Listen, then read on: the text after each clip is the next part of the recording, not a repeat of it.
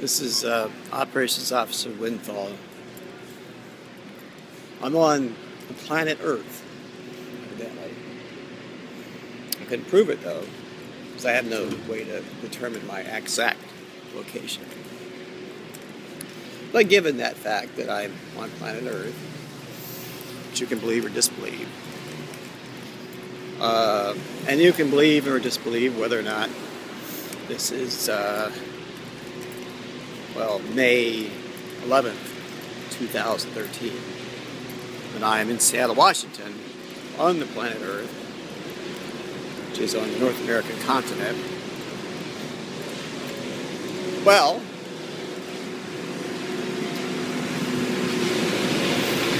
not yesterday, which was Friday. Well, on Thursday, because I like to take note of things, read stuff, I noted that the president, after he received the daily brief, which is very classified, he got into his helicopter. His helicopter transported him to Andrews Air Force Base, and he took the 747, designated BC-25, which is also designated Air Force One, to Texas to visit a robotics factory. There's a picture in the USA Today of yesterday, that is, on the May 10th, of him, I guess, doing some pugilistic exercises with a robot. Apparently, it looks like he's doing that. Now, here's the thing. What am I? If I'm anything, I'm a filmmaker. That is, I create fiction, make it reality. So on that theme, I'll have to say this. The president, while he was in flight, en route to Texas to do his visit, I received basically information from a reliable source, which I cannot name because my source does not want to be named. Actually, two sources. But they did not want to be named, and so I did not name them. But this information gave me pause because on Wednesday, that is May 9th, I visited the federal building in Seattle, Washington, and noted there were some demonstrators demonstrating and singing too. Sort of like childish singing, but not really. Very, very elegant singing, though. I don't know what they were singing, but I did video using my iPhone 5. They're singing. Since I was told to go there for some odd reason, I did. I saw the DAV rep who said they're going to, evidently they're going to ask me to do a medical exam sometime vis-a-vis my claim for service-connected disability compensation. But anyway, I was kind of like put in a box that I had to go to the federal building. I had to witness the demonstrators. And so I had an epiphany. Around Christmas time of 2012, I was staying at a shelter known as the Curtis Scott House, a 25-bed shelter for women located at 510 Minor Avenue North. I noticed they had a group of DVDs they wanted to play, and one of these DVDs was titled Saw, S-A-W, which is a fairly grisly film about somebody chained to a wall and being manipulated by some video image. It reminds me a lot of V is for Vendetta, because the architect of that UK empire, which was like a fascist state, was always on the video, except one time when he was actually in a board meeting. and he got killed at the end. Anyway, so Saw came to mind, and so if you know anything about aircraft, you know that there's obsolete aircraft.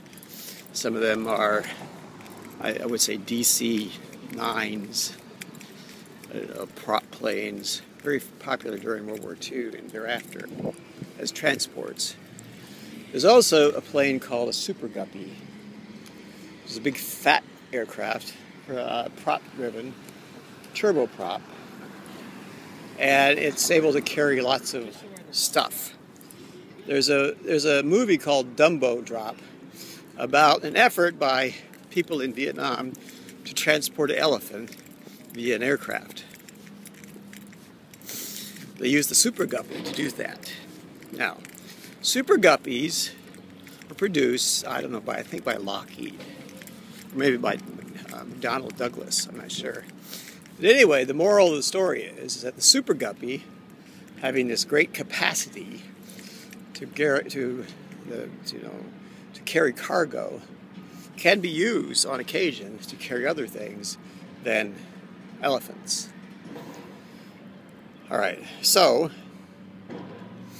it came to mind that during the Persian Gulf War, the U.S. advertised greatly their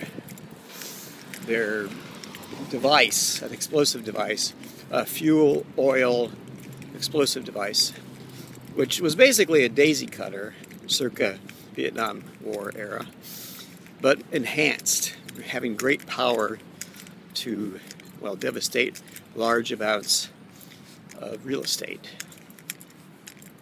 It dumps out fuel oil and ignites it. It creates a great explosion and overpressure. It was actually used on the Republican Guard in the Persian Gulf War. Anyway, now I have actually seen archival video of troops pushing out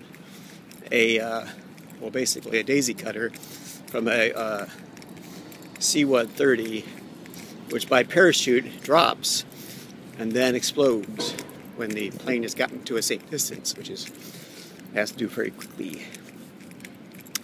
There's a movie called Outbreak with Dustin Hoffman and Morgan Freeman, where a daisy cutter, essentially a daisy cutter, was going to be used in a town in California that had been infected by an Ebola type virus that was very pernicious, spread by a monkey. Anyway, which was basically would have taken such a toll as to destroy the entire planet. The entire human race would disappear should this virus become unchecked, because it was airborne. Now that I've said all that, if you had a Super Guppy and you were willing to go to great lengths, you could make that Super Guppy into a very giant, a monstrous daisy cutter. I mean, you could put fuel oil in it, you could have an igniter, a timer, a beam, a set point, any number of things you could have. All right. The thing is, though, it would have to be disposable aircraft. And remember, the Super Guppy has wings and engines. Well, what you have to keep the device viable is you have to saw the wings off with thermite bombs, thermite devices that literally ignite and burn right through the wings, and the wings fall off. So let's say I had a Super Guppy that I had constructed. Say I was a fascist, or a communist, or an Islamic terrorist, and I made a Super Guppy into a giant daisy cutter. And let's say I took this Super Guppy up into the atmosphere, not too high though, and it would be climbing. As it was climbing, I would have, now the pilot of course would have to be disposable, but which of course could be a problem for people that don't want to be disposed of. But what you could do is you could have the thermite devices attached to the wings, go off, sever the wings literally fall away, the engines fall away, and of course then the aircraft sort of hammerheads, which is what they call it, hammerheads. And anyway, falls back to Earth.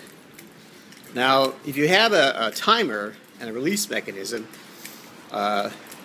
so that, and also maybe a counterweight to allow the Super Guppy to rotate 180 degrees, you could have it drop its entire load. That is to say, the fuel oil spills out, the igniter commences to burn the fuel oil, and a giant explosion occurs. Very large explosion. Sort of like the shock and awe device that the U.S. had constructed for the Persian Gulf War. The question is if you had such a device, what would you use it for? Well, you would want to destroy something, evidently, or make it just a big explosion. But let's say you were a malicious person and also very rich. Let's say you had yourself an Airbus. There's a jet aircraft that you had listed as a trainer for a flight school. But this Airbus was also made into a giant ANFO bomb. That is to say, ammonia, nitrate, and fuel oil. Say it was following the president's path, but since it was listed as a training flight, they could have zigzags and no one would be the wiser, because sometimes you need to do that when you're training pilots. All right, the president is aloft, having left Texas, and goes usually by a northern route, the way I understand it, to get back to D.C.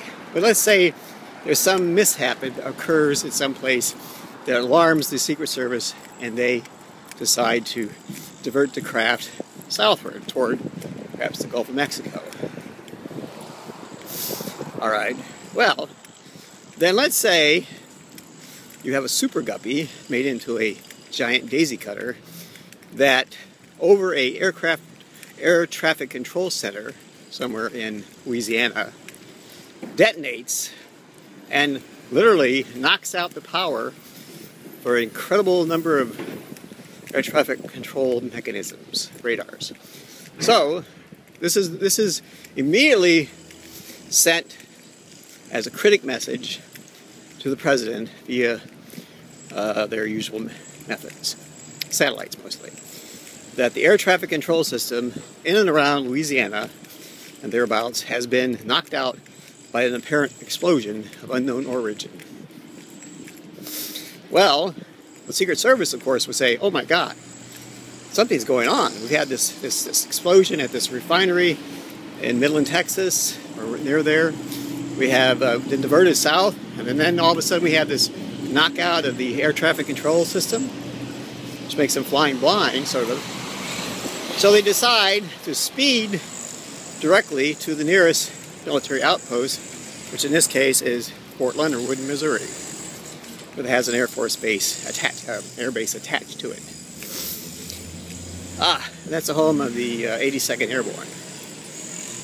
No, the 101st Airborne. 101st Air Mobile, they call it. So anyway, then let's say you're a malicious person, a wealthy person, and you've given yourself over to the dark side.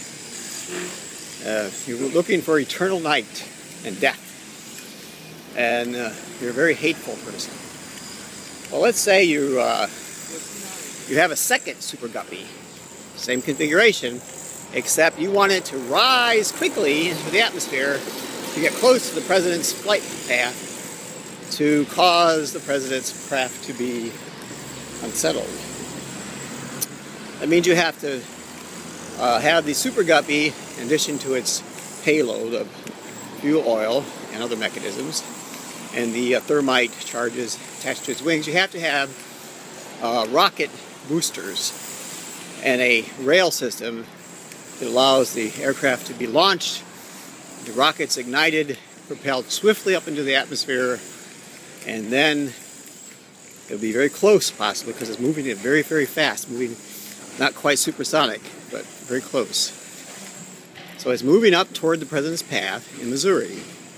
Now, it comes from a hangar that's been newly constructed and unknown to anyone. And the airfield is, of course, the airfield is just a rail system. So let's say that happens. So the Super Guppy rises quickly toward the president's flight path, but it's in front of the president's flight path. All right, so let's say it gets up probably on par with the president's aircraft. That is, at the same altitude, say 30,000 feet, 40,000 feet. You know, plus or minus 10%. And then it ignites this huge explosion, fuel oil explosion, which of course creates incredible concussive force, shock wave. And this, of course, travels swiftly at the speed of sound or faster toward the president's aircraft. Now the president is in his chair in the aircraft. The pilot sees the explosion and immediately seeks to get around the shock wave. So it veers sharply to try to go around the contours of the shock wave as it sees the shock wave is coming toward it. It's going to ride it like a surfer. Anyway, so, and there was a movie about these surfers that robbed banks, and they were disguised as presidents, dead presidents. All right, that's neither here nor there. But the idea of you can have someone ride a wave successfully so that not to destroy yourself, a giant wave, is probably not unreasonable. All right, in addition to that, you have the trailing Airbus that is actually a giant info bomb, also manufactured by the malicious person, Nazi, communist, Islamist terrorist, demon monkey, as I call them. And they're not really monkeys, but they are demonized. I mean, I demonize them all the time. I call them DQSs. So the president's plane is diverting at a sort of like a way to make the plane sort of ride the wave of the shock wave of the explosion that has just occurred ahead of it. While it's doing so, it's putting incredible force on its wing system. Now let's say the wing system has been compromised. That is, someone has sabotaged some of the controls because they knew about what they could do and what they couldn't do, and they were working with the nasty people that are getting ready to do all this shit. All right, let's say that. So anyway, but remember, there's a lot of redundancy in aircraft such as the president has. But remember, we have this second aircraft be doing a zigzag course with the air traffic control systems in the area knocked out. There's no way to communicate with it, not legitimately. But remember, the United States Air Force does in fact protect Air Force One with usually with F-14s, sometimes F-16s, sometimes F-15s, or sometimes even Raptors. But whatever. So they have a fighter escort. Now this is it's been enhanced because of the incredible strangeness of the situation. This is on Thursday, May 9th, 2013. All right, so let's say at this point, maybe the pilots jump out, maybe they don't. Who knows? Maybe they're suicide. Maybe they're martyrs. So the Airbus explodes. The great explosion, an info bomb. I won't try to characterize how many pounds of TNT it would be equivalent to, but it would be a great explosion. and it also creates a shock wave. So you have two shock waves. Shock wave from the Daisy Cutter, the air fuel explosion caused by the Super Guppy, and also the explosion caused by the Anfo bomb built right into the Airbus. Now, at this point, the Air Force One is literally under the gun because it has two competing shock waves. Well, not competing, but two shock waves approaching it. One from the rear and one from the front. All right, so it's like a pincer movement. So, Air Force One now has to decide whether to climb or dive. But because of the, depleted oxygen caused by the fuel-air explosion, it decides to go down, not up. All right. But the problem is, as it dives toward safety, presumably, the flight system is compromised, and the plane goes down with the president.